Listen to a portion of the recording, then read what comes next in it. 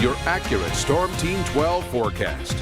And consider for a moment, if you will, that Wichita averages just over 30 inches of rain during an entire year. Some of those locations had about half that in about 4 days. Take, for example, Hot Springs, Arkansas, over 14 inches of rain. Jackson, Tennessee, over 12. Little Rock, Arkansas, almost a foot of rain. It would be nice to see that maybe over the course of 2 months, but we really don't see any significant rainfall on the horizon for a little while. So fire danger is picking back up as we go into Tuesday and Wednesday. Thursday stands out. That'll be our windiest day of the week, and that's also going to be some of our lowest humidity on the horizon. 2 o'clock tomorrow afternoon, you've got the wind coming in from the south with gusts of around 25 to 35 miles an hour, and then it's going to be switching to the north on Wednesday as a cold front makes its way into the area. But what's so detrimental right now with a series of cold fronts headed this way, we just don't have enough humidity in the air to set the stage for some rainfall. So take a look on Wednesday, front arriving, but the humidity coming in from the Gulf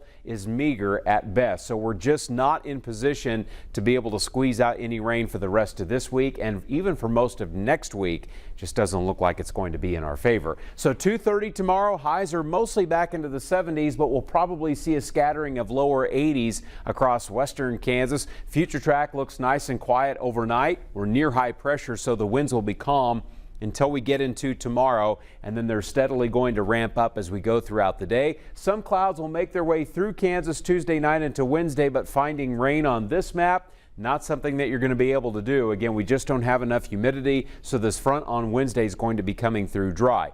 If you've had a chance to check the Storm Team 12 weather app, you know that the long-range forecast is dry. We're up against a big high-pressure system from Kansas all the way to the west coast, so the outlook on rainfall between now and the middle of next week, surprise, surprise, Kansas is not in the right spot. So when will we see a chance for rain coming back? Maybe as we approach Easter weekend. We do see stormy weather returning to the west coast late next week, and depending on when that system rolls into the plains, which could very easily be over Easter weekend, that would be our next chance for some showers and thunderstorms. But we're easily a week and a half to 2 weeks away from that being reality. So sadly for rainfall around here, it's going to be on hold for a while.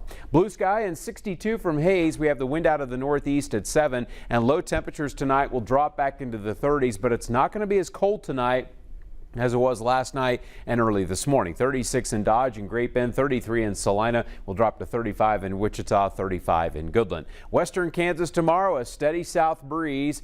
80 in Colby. We should get to 79 in Goodland with 79 in Hays. How about 76 in Larned? Wind gust in central Kansas tomorrow should be 25 to 35. The end result, a warmer day. 73 in Salina, 74 in Great Bend, but nearing 80 degrees in Medicine Lodge with 70 in Eureka. I think Wichita should easily go back into the low 70s for Tuesday. 72 in Hutch, 71 El Dorado. Good dose of sunshine. We'll also see some stronger wind coming up as we go into the afternoon. Wednesday, the breeze will be from the north, but I think it gets stronger on Thursday. Once we get through Thursday, there'll be a one-day break from the Kansas wind, and that's Friday.